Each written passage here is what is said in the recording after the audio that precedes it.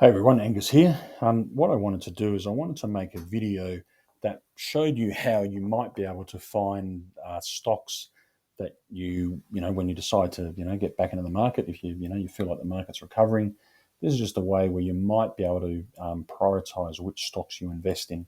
And absolutely by no means, is this financial advice. You've really got to come up with your own watch list that you like and believe in, and whether you've had financial advice or it's just your gut feeling or whether you've done some technical analysis. But this is just a way to get started where you might be able to say, well, I believe that, all markets eventually recover. So when the Fed starts to ease off its interest rates, there might be a little bit of a lag between, the interest rates being eased off and the market immediately recovering, whether it's a month or 2 months or 3 months away, who knows?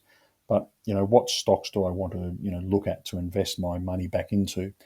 And, quite often, if the Nasdaq is going to recover, just as an example, then often the bigger, higher end market cap stocks are the ones that need to lead that recovery. So, if you're trying to decide, do I put my money into Apple, or do I put my money into Amazon, or do I put my money into IBM or Microsoft or Nvidia, whoever it happens to be, are there ones that might give me a better return than others?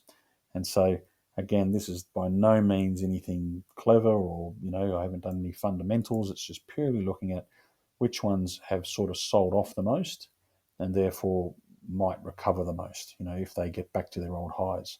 In theory, a good stock should continue to make good highs, depending on what's happening with the overall industry that they're in and the overall market. And so if you believe that a stock like Tesla might recover and it might get back up to its old highs, then you can see there's roughly a 305% gain from where its lowest price was. And if you look at where it is today, not that line. If you look at it from where it is to, no, not that line. Look at it from where it is today, you can see there's still about 186% to go. So it's still got quite a lot of upside if you think that it's going to get back to its old highs. And so it's already up 40%, from roughly the start of the year, I think. So 3rd of January, it's up 41%. And so it's not doing too badly. It could all, of course, go horribly wrong. It could go the opposite way and it could crash. And, there's certainly people who think it might go to $20 or $30 or $40. Or you might think, depending on earnings, which is, in a couple of days' time, maybe it'll recover, depending on how those earnings go. Maybe it'll hiccup a little bit. I might wait till it, is steadier. I might wait for the Fed to change their mind about interest rates. Whatever it is that is the trigger for you, this is just a short, simple way where you might sort of have a look at some of these bigger market cap stocks and decide these are the ones that I want to, really keep an eye on. So what do?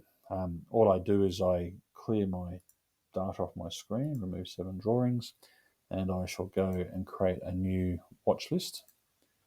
So I'm going to say create a new list. I'm just going to call it potential. Go save, and so it's simple as that. And I'm going to move this across a little bit just by dragging with my mouse.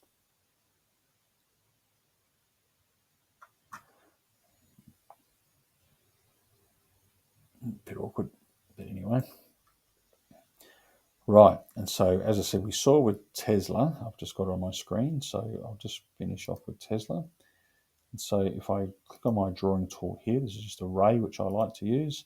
And then if I find this tool here and I say from the price where it is right now to roughly the top, there's still about 190% to go if I think it's going to get back up to those highs. And I'll show you why I sort of look at it this way. So I'm going to add it. You can normally do Alt-W. I'm just going to right click and go add it to potential. So it's sitting there. We know that it's got roughly 189% that it could go up. So I go down to my stock screener, and all I'm going to do is select one of these where I can see market cap. So I'm under overview at the moment. You just have a drop down, you're on overview, and all I'm going to do is look at market cap. Not going to worry about anything else. At the moment, we're on the US market. And so you can click on that and you can change and choose whatever market you trade in. You can choose multiple markets. You can have, say, Canada and the US, and sort them all by market cap. But just for the sake of this exercise, I'm just going to show you the US as an example. I have quite a few Australian followers who follow me, and you can see down here is the Australian market. So if you tick that, then all of a sudden you're filtering either just by Australia or just by the US, or, in this case, you'd be filtering by both. But I'm just going to stick to the US for now. So I'm going to go apply. Right, and let's see what they look like. So the top company by market cap, a bit over $2 trillion US, is Apple, which is, unsurprising. And so I've already gone through and I've done a lot of this. So, I won't painfully drag you through all this. But you can see Apple, where it is currently, has about 30% to get back to its old highs. And so I'm going to bookmark this. I'm going to go add Apple to watch list. I'm going to call it potential. And you can see under this one, because I like Tesla, and I think Tesla's got a lot of upside, I've got a little green flag where I just tick the flag symbol and it's made it green. So that's kind of my short list, for want of a better word. Now, the reason why I like doing this exercise, if I click on Apple, which I have, I can see Apple's got roughly 30% to go to get back to its, all-time highs, or, most recent all-time highs, or most recent highs. If I look at Tesla and I think, well, Tesla's got 180% roughly to go. But if I say to myself, what does 30% look like? So 30% on Tesla, I've only got to get back up to roughly here. And so to me, that's not a big ask. Like if Elon comes out and, says his Cybertruck's on the way, or his, Model 3's broken sales records in China now that he's dropped them by, the $1,500, whatever it is. If he says his cyber robots, the Tesla robots are ready to go and, they're going to be rolled out, he's only got to tweet some very minor news, and Tesla typically runs quite well on that, sort of a news release. So to me, I just don't think that there's a lot of effort required by Tesla to go up 30%. So in my mind, it'd be a stronger stock for me to invest in than Apple. And that's not looking at financials, that's not looking at revenue. It's just purely saying, based on my gut feel, and, I like Tesla products, I like, what's coming out or what the potential is. It's already up 40% since the start of the year. I just think that there's possibly more opportunity within a Tesla to make a much bigger gain. If I look at that and I say there's 195% upside in theory, like just saying absolutely theoretical. If I look at Apple and I say, what would Apple have to look like? So if I shrink this down, and I say to get 200% out of Apple,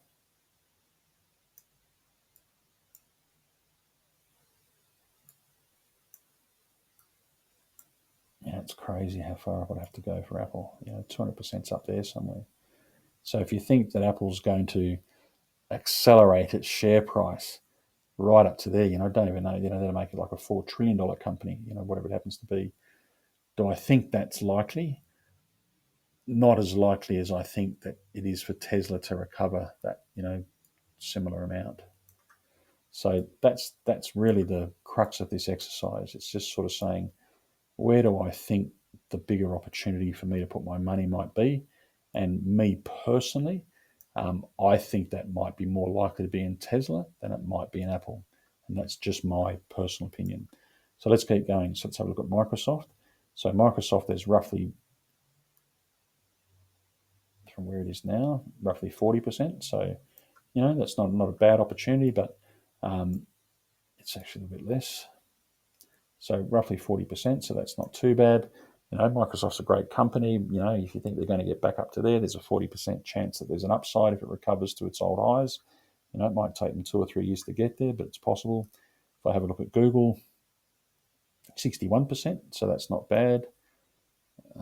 If I go up here, so that's roughly 50% to get back to its old highs. If they march down the path of artificial intelligence and start to transform their search engine to something a bit more like what ChatGPT is doing, that could get really interesting.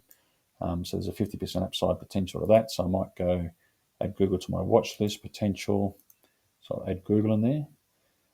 If I look at Amazon, now Amazon's huge, great big company, 100% upside opportunity potentially, from roughly where it is. And so it only has to be rough. So I think, I like the look of that. So I'll go add Amazon to my watch list and I'll go potential. And I might flag it green because I think it's got greater potential. I can look at Berkshire Hathaway, and Berkshire, he hasn't been beaten up too much. So I think there's probably only going to be about, 15 to 30% of this. Yeah, so there you go. So 15%. So I probably wouldn't look at him. I wouldn't be able to afford a $520,000 share.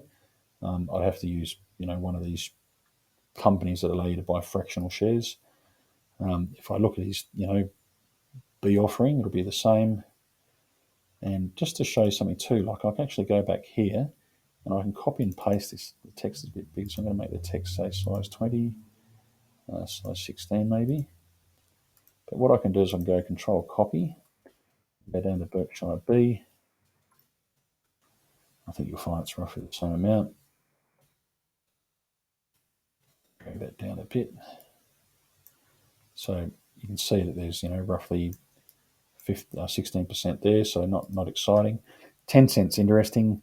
The only problem with Tencent is because it's a Chinese, effectively owned and operated company, you just don't know what's going to happen to it. The problem with these sort of companies is that, they could, again, a bit like what they did with Alibaba, they could sack the owner, the chairman, the boss.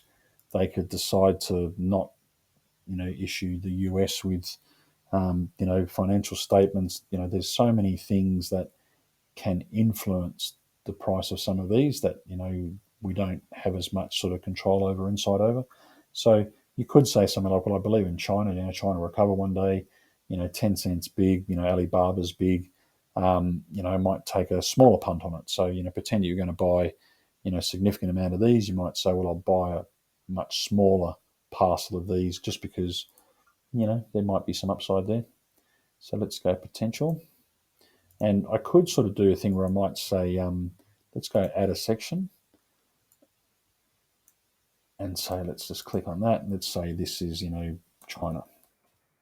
Just to sort of, separate them out a bit.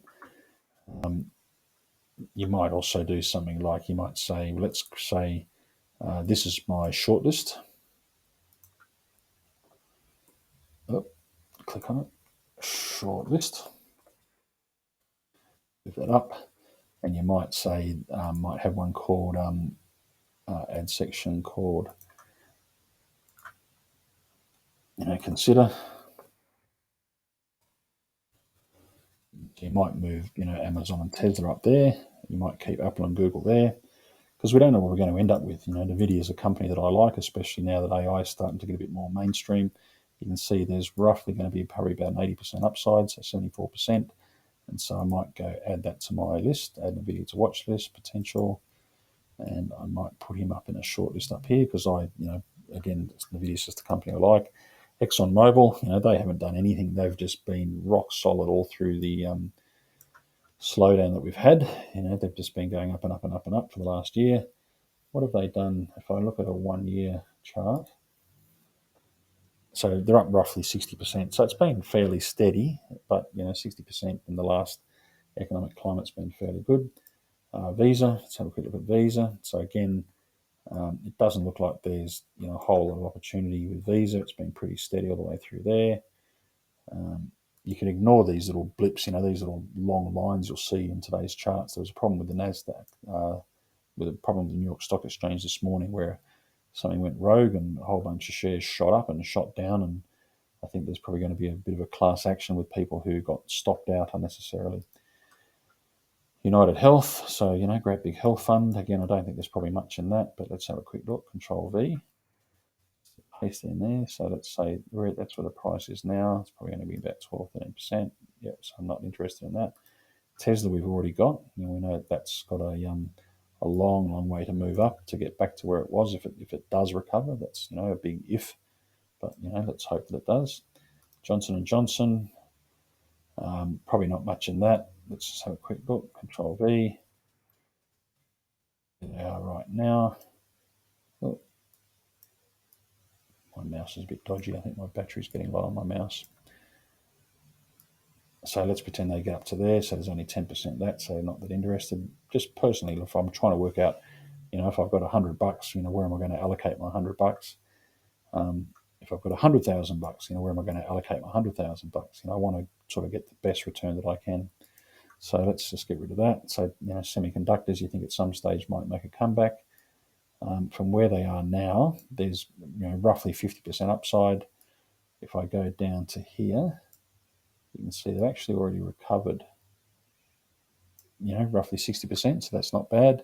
I still think that Nvidia is probably a better opportunity for just what my gut feel says about them. JP Morgan, 27%. Walmart, wonder what they're doing. So, a little bit all over the place. You look at the current price here, and you'd say there's probably not much opportunity there. Certainly not as much, 6-7%. Tesla does that in a day. Meta's one that I do like. Like, it's controversial. Wish Zuckerberg would put his head in and quit talking about the metaverse, at least for now, until his price recovers a bit. You can see there's 188% upside. So again, if you're saying, well, if he's comparing it to Apple, it needs 30. The Zuck's only got to get to about there, and it's still a company that a lot of people are spending. I think that it's falling out of favour a bit with the number of users who access it on a daily basis, but there's still a hell of a lot of people who advertise on it and put money through it. So that is one that I would probably want to add. So I'd go add Meta to watch list potential, and to me he'd be one of the ones that I would probably put in my shorter list, just because there's so much upside. Again, not trading advice. The whole thing could go badly, could collapse and go the opposite way. But for now, it's just something that I'd have a bit of a look at. Nothing in these ones that I think is particularly interesting. Home Depot. Home Depot, again, fairly major sort of brand. Let's see if I go Control V. Let's say from there, I think, home renovation, all that sort of stuff would have done particularly well over the COVID crisis. 30%. So not I'd much prefer to have an Apple at 30% than I would a Home Depot at 30%. Alibaba, I think there's a different Barber below. Here we go. So there's Barber there. So again, Barber's interesting. They've already recovered from that bottom. They've recovered roughly 100%. And if they got back to their old highs, there's roughly 174% in it. But it's a bit like Tencent, that I just think it's too speculative as to what may or may not happen to it. But, I'll bookmark him, keep an eye on him. Bank of America, blah, blah, blah. So, again, major bank, Control V, there's probably not going to be that much in it. It might be 50% or so, which is still significant. And it's probably, perhaps a more certain stock, 43%-ish. So, might not be bad if you like your bank stocks and feel they're a bit safer. But anyway, that's just, as I said, it's just a different way of perhaps saying, well, if I'm trying to prioritize where to put my money, and if I believe in all of these stocks equally, that they're all going to be, the winners again moving forward, then, why not put a bit more money in the ones that have the most upside, potential just to get back to where they were, than perhaps some of these other ones that, might get to their target, might take the same amount of time to get there, but there's only, let's say 30-40% upside in it. So anyway, I hope that might have been useful to someone. As I said, it's a very, very basic way of, generating a short list. There's nothing in here that talks about financials, how they're performing, how they're going. Any one of these could collapse tomorrow. Any one of them could rocket tomorrow. Any one of them could be sold tomorrow. Any one could go bankrupt tomorrow.